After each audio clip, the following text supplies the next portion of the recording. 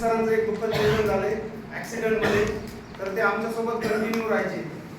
तर मला एकच सांगायचं आहे की आम्ही या शाळेमध्ये फर्स्ट टाइम ज्यावेळेस आलो होतो, तर त्यावेळेस आम्ही असं ठरवलं होतं की या शाळेमध्ये कमीत कमी एक व्हिजिट प्रत्येक बॅचची झालीच पाहिजे आणि प्रत्येक बॅचकडून या मुलांना खाऊ असो, खेळणी असो किंवा इतर जे शैक्षणिक साहित्य असो, तर आम्ही प्रत्येक बॅचच्या मुलाकडून किंवा आम्ही वैयक्तिक खर्चातून या सर्वांना काय करत असतो इथं आणि देत असतो. कारण की त्यांच्या आपण ज्यावेळेस ते आम्हाला डोंगरावरच बघायचे कधी कधी पहिले ज्यावेळेस, तर ते आम्ही त्यांना याची पूर्वकल्पना असायची.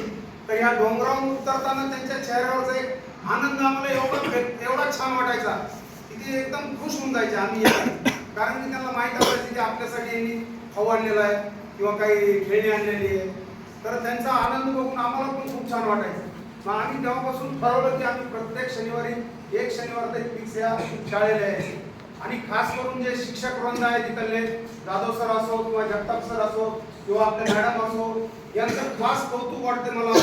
कारण की एवढ्या हे जे आपले जवान आहेत त्यांना सांभाळणं एवढं कठीण काम असते आम्हाला पण, कारण की आमचा पण पूर्ण घसा जाम होतो, त्यांना ओरडू आणि पूर्ण एनर्जी डाऊन होते एवढ्या धडधाकट जवानांना. पण हे जे मुलं आहेत त्यांना सांभाळण्याची कला, मी खरंच त्यांचं कौतुक करतो. ते मित्रांनी पण सांगितलं होतं की सरांचं खूप कौतुक करावं तेवढं कमी आहे. खरंच कमी आहे, कारण की एवढं शक्यच नाही.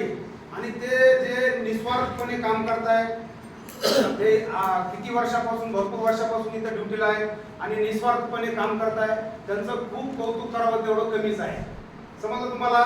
आता लक्ष द्या, आपण त्यांना अशी ग्वाही देणार, कारण की आता मध्ये 1-2 वर्ष आम्ही बॅच बंद होते आपल्याकडं, PSI ची बॅच नव्हती, काही नव्हती. त्यावेळेस 1-2 वर्षापासून येणं बंद होतं आमचं. पण आता कंटिन्यू बॅचेस राहणार आहे.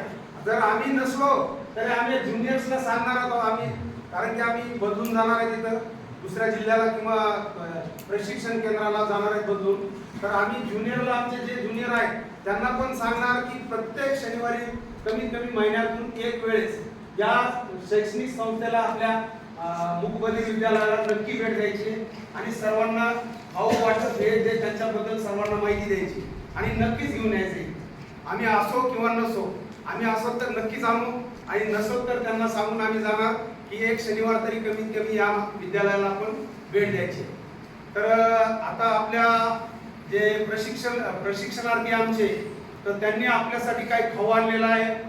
आणि आमचे जे शिक्षक वृंद आहे सगळे, Kamble sir, Swapnil sir, Raman sir आणि जे सर आहेत, बनसोडे सर आणि राहुल सर, ढगे सर आमचे, यांनी मिळून जे आम्ही सर्वांसाठी काही शैक्षणिक साहित्य आणलेलं आहे, तर आम्ही सर्वांना वाटप करणार आहोत.